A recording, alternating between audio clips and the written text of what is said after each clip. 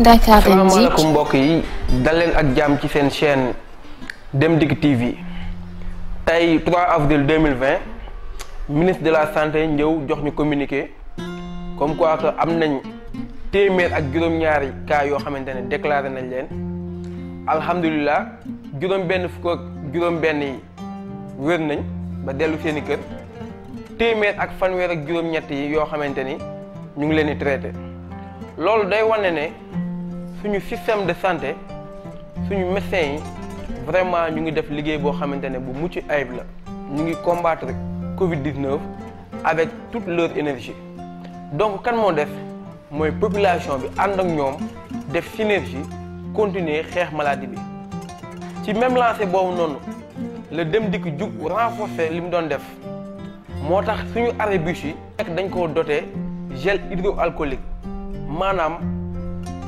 client bi bu ñëwee taxaw ci arrêt bi mën na désinfecter ay loxoom fi mu taxaw bu bis bu ñëwee aussi receveurs yi doté nañ leen ay gel yoo xamante ne bu client bi duggee balaa moo jënd ticket war na désinfecter ay loxoom encore une fois bu ci jógee day am place assise dootul taxaw loolu rek Dem Dikk da koy def pour accompagner la population pour accompagner sa clientèle parce que buñ ko defee mu bañ a am surcharge yàlla mën nañu dimbali ba maladie bi ñu mën ko combattre ci lu gaaw ci noonu aussi ni ñuy désinfecter suñu bus yi dañoo am système buñ ci jël. maa ngi leen di bàyyi ngeen déglu Algoré Sène nga xam ne mooy suñu partenaire bi nga xamante ni moom moo ñuy ravitailler matière bi ñuy désinfecter suñu bus yi déglu leen. Le produit il est d'abord bio. Ça veut dire que le produit il n'est pas nocif ni pour l'être ni pour l'environnement. C'est vraiment un produit qui est très efficace et quand vous le pulvérisez par exemple sur les barres des bus, ça reste actif si vous ne relavez pas à grande eau pendant 7 à 15 jours. Ça reste actif si vous ne relavez pas à grande eau. Et le produit peut être utilisé comme gel de main. Moi je l'utilise comme gel de main.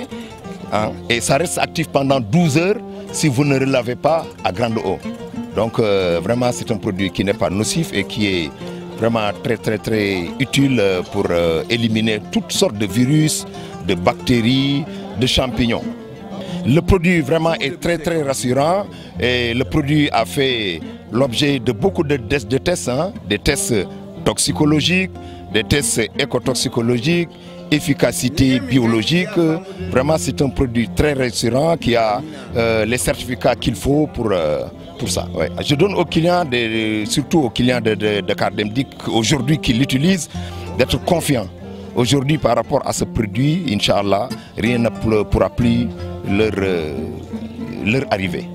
mbokk yi jërë ngeen jëf seen xarit Mame Balla Mbow moo fi jaaroon di leen jukkil journal bi nga xamante ne moom la Dem Dikk mettre à votre disposition pour ngeen xam lépp li nga xamante ne moom la ñuy liggéey en général te moom la ñuy def aussi pour combattre Covid-19. di leen souhaiter une joyeuse fête de la nation à tout le monde jërë ngeen jëf. Dem Dikk TV, la première web télé de transport du Sénégal.